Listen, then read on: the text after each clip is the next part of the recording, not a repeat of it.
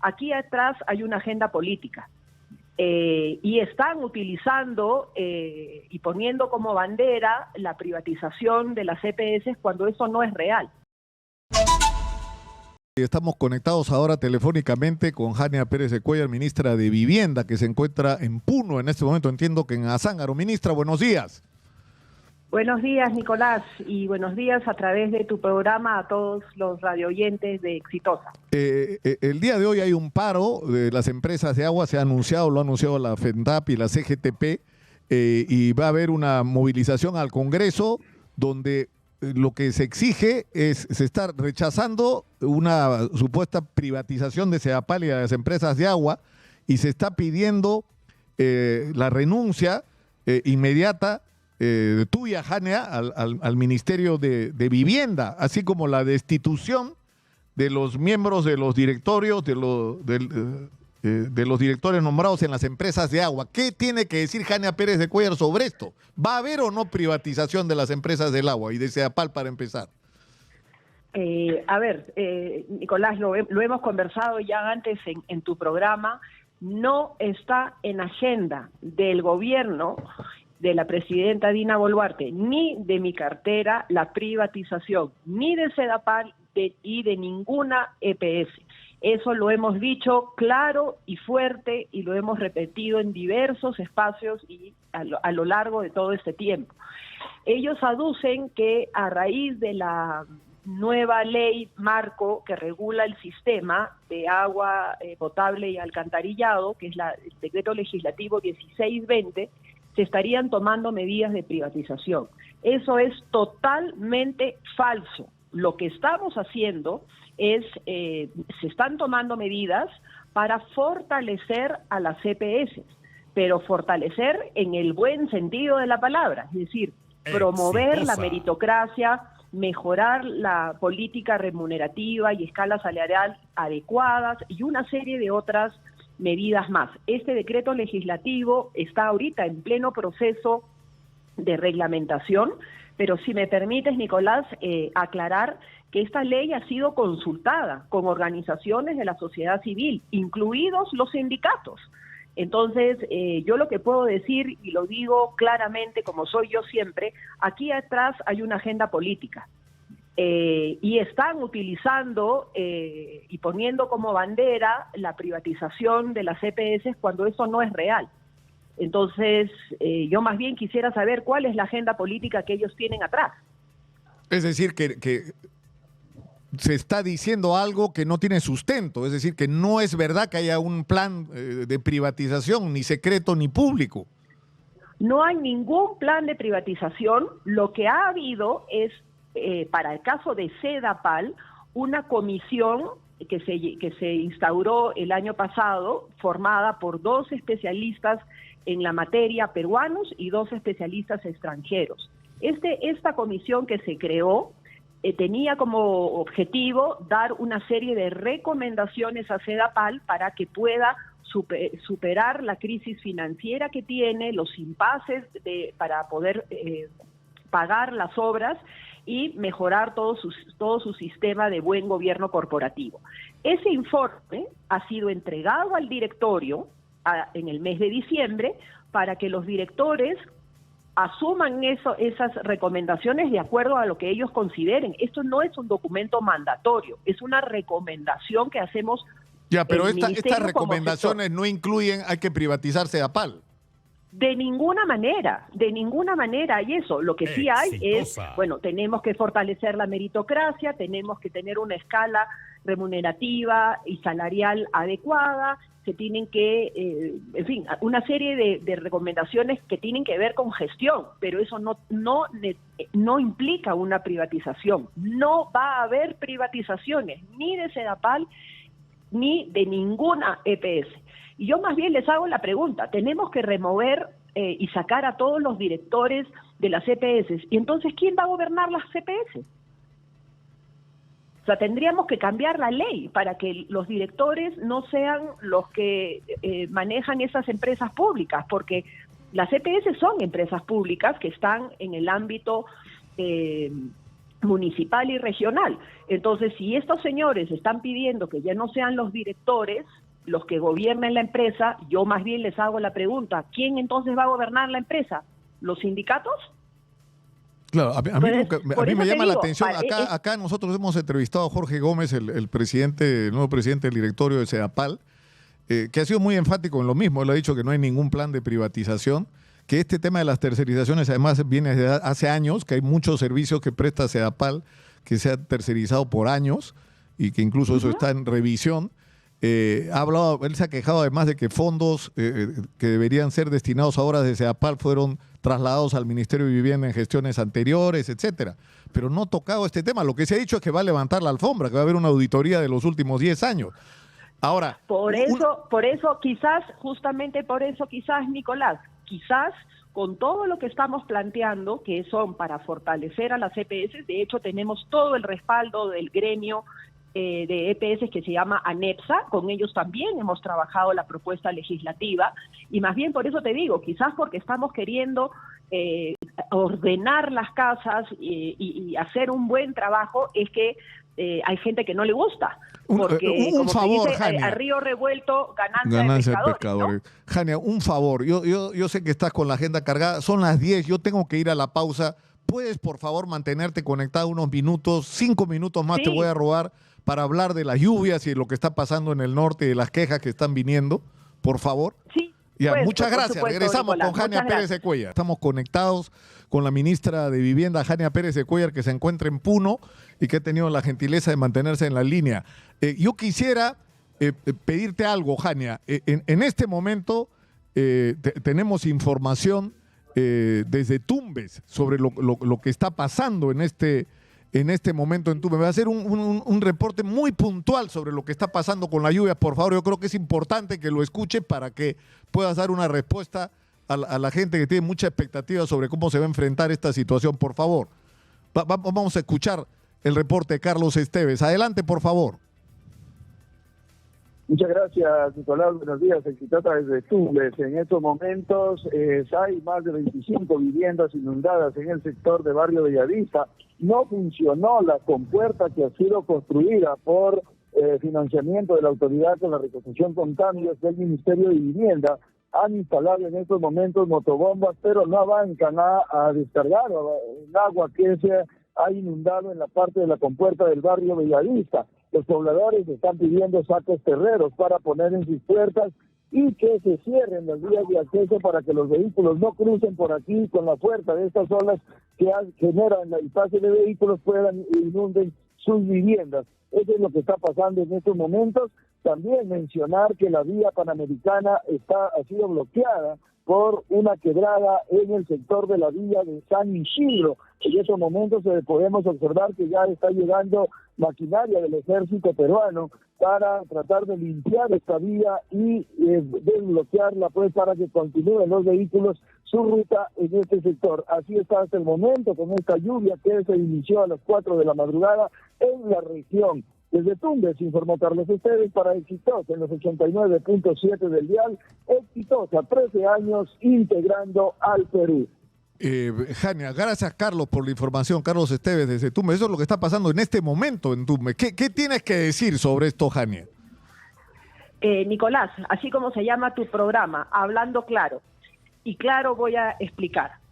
A ver, en el caso de Tumbes, nosotros solo hemos tenido una intervención que ha sido una compuerta en la zona del Beso.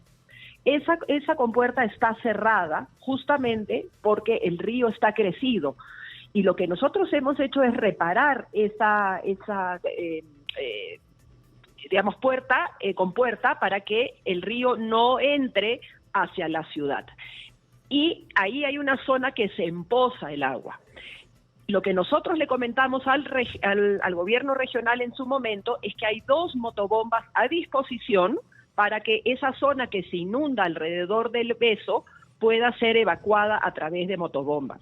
El gobierno regional no nos ha solicitado esas motobombas y es por eso que hace 2 horas, por disposición nuestra, es que esas motobombas ya están trabajando en el Beso, en la zona del Beso. Luego, hay una avenida muy grande en Tumbes, en la capital, que se llama justamente Avenida Tumbes. Esa avenida ha sido intervenida por la municipalidad, tengo entendido, pero sí puedo confirmar que por la gobernación, porque querían ponerle asfalto. Nosotros sugerimos que no se hiciera porque iban a venir las lluvias. Sin embargo, se retiró el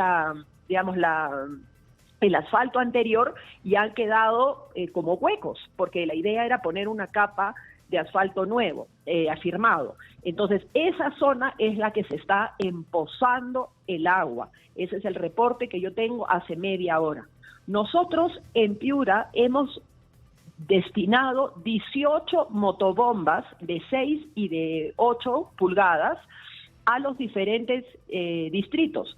Hay 2 en Zarumilla, hay 2 en Aguas Verdes y 14 en la provincia de Piura. Ellos, perdón, de Tumbes. Ellos, los alcaldes, sí, de Tumbes, perdóname.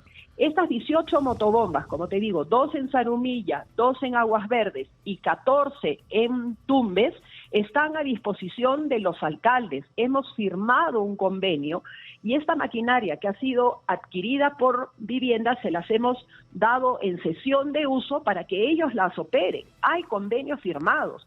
Es responsabilidad de los alcaldes distritales y provinciales en el hacer uso adecuado y oportuno de esta maquinaria. Entonces yo más bien hago un llamado a todas las autoridades distritales y provinciales a utilizar la maquinaria que nosotros les hemos dado en cesión de uso.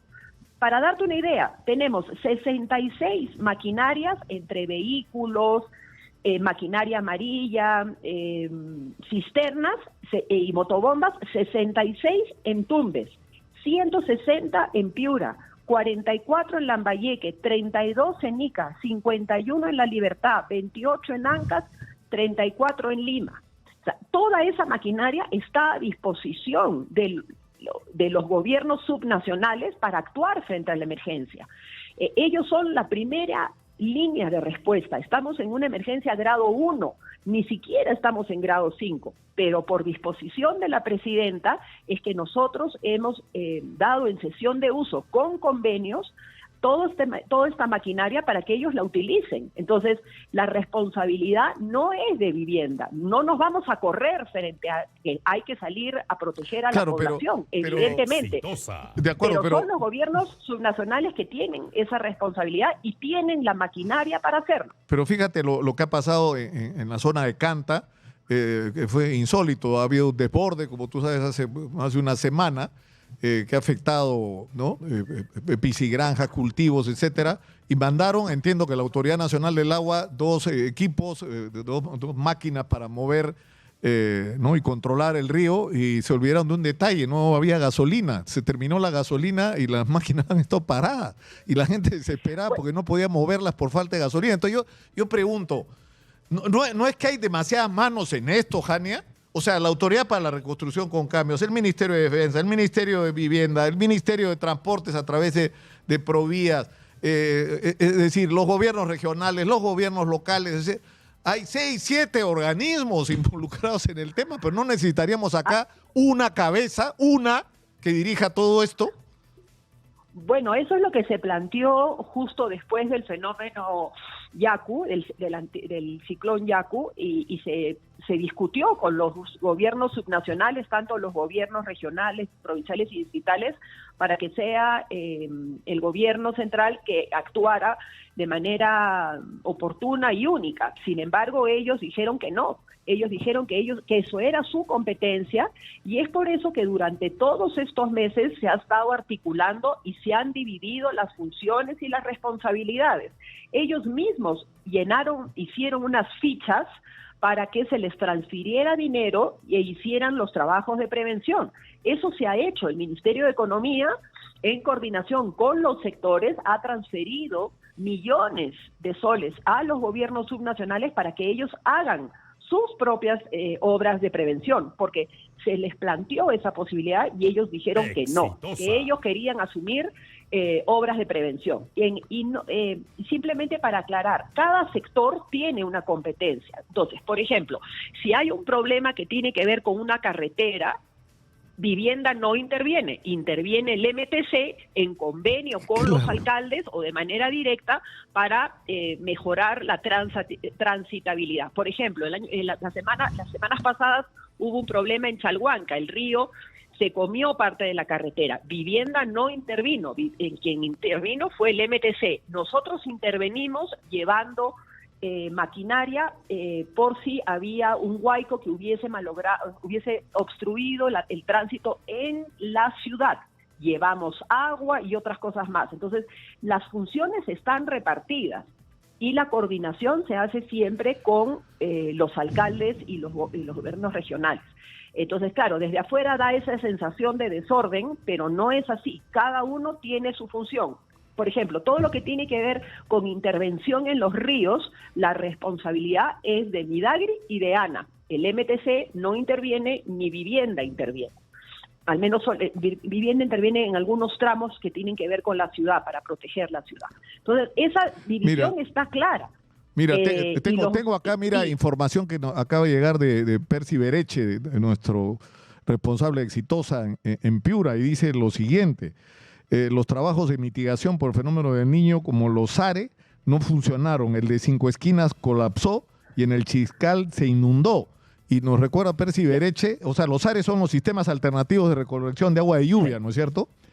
Y dice, el problema es que si sumas... Te puedo dar la explicación. Claro, si sumas, él dice, lo que dice Percy es que hasta donde él sabe se han gastado como 8 millones de soles en estas SARES, en estos dos puntos, y en ninguno de los dos funcionó. ¿Qué ha pasado ahí? Exitosa. Ya, bueno, a ver, de hecho el reporte no es correcto. El SARE Cinco Esquinas ha funcionado, por eso es que no ha habido inundación en la zona de Cinco Esquinas a raíz de la lluvia de antes de ayer. El de la Molina 2, que está asociado o conectado con el SARE Cinco Esquinas, tampoco se ha inundado, es decir, sí ha funcionado. Lo que ha pasado en el caso del SARE Cinco Esquinas, que se han visto las imágenes el día de ayer por la televisión, es que este SARE ha sido impactado por otro SARE que está siendo construido por la municipalidad provincial. La municipalidad provincial de Piura está construyendo un SARE similar, un poco más chico, en la zona de 4 de octubre, pero no ha culminado las obras y la lluvia ha empezado a venir. Ellos han dejado un buzón, que es por donde cae la lluvia, donde la lluvia, digamos, cae a través de ese buzón y se infiltra en la piscina subterránea. Ese buzón ha quedado abierto, no lo han sellado, y lo que ha sucedido es que se ha llenado el buzón, ha rebalsado todo el agua acumulada y se ha generado un pequeño riachuelito, muy pequeñito, que ha drenado que baja hasta Cinco Esquinas y ha socavado. Y el caso de Chilcal. Ya, entonces, solamente para acabar con el caso de Cinco Esquinas, yo misma he hablado con el alcalde, él reconoce que esto es producto de una intervención de él, y de hecho ya estamos trabajando, nos hemos puesto de acuerdo cómo vamos a solucionar este problema. El día de ayer ya se ha resuelto el problema, me refiero que vamos a coordinar cómo vamos a hacer con el pago del adicional, pero el día de ayer ya hemos rellenado esas cangrejeras y estamos trabajando. El viceministro está hoy día en Piura inspeccionando cada uno de los 10 puntos que tenemos en Piura. Con respecto al Chilcal, lo que sucedió es que hubo un problema eléctrico en el tablero de mando, pero ya se solucionó en el transcurso del día, pero para que no generara mayor molestia a los pobladores, se trajo un trasvasador, esos trasvasadores que hemos anunciado, para que pudiera capturar todo el agua y trasvasarla luego en un dren. La zona de Dos Grifos también ha funcionado, se drenó en la mañana y luego se volvió a drenar en la noche porque llovió a las 5 de la tarde también. Y las demás intervenciones en Piura han funcionado correctamente. Entonces, que digan que los SARES no han funcionado es una información incorrecta. Han funcionado los SARES. La Molina 2 no se ha inundado como se solía inundar, que se hacía una piscina olímpica. Cinco Esquinas tampoco ha funcionado, y las demás intervenciones también. Ignacio Merino, que fue tan criticada semanas atrás, ha funcionado muy bien, Las demás, Tacna, Irasola, Gulman y todas las demás están funcionando. A veces hay problemas técnicos que se solucionan en el momento, y eso es lo que ha sucedido. Ministra, para terminar con una frase, hoy regresemos al origen de esta entrevista. Hay una protesta, hay una paralización, hay un reclamo donde la consigna central es no a la privatización de Sedapal. Así sea reiterativa la respuesta, ¿va a haber o no va a haber privatización de Sedapal? Siguiendo el nombre de tu programa, hablando claro, no habrá privatización de ninguna EPS, ni de Sedapal, obviamente, porque Sedapal es una EPS. No habrá privatización, no está en la agenda de este gobierno y no está en la agenda, obviamente, de este sector. Jania, muchas gracias, muy gentil por atendernos y por haber Nicolás, interrumpido unos momentos tu trabajo sí, estoy en Puno. en Azángaro, ahora me voy a Ilave y mañana a Juliaca, a seguir trabajando. Muchas gracias. Jania Pérez de Cuellar, ministra de Vivienda, ha estado en la línea con nosotros.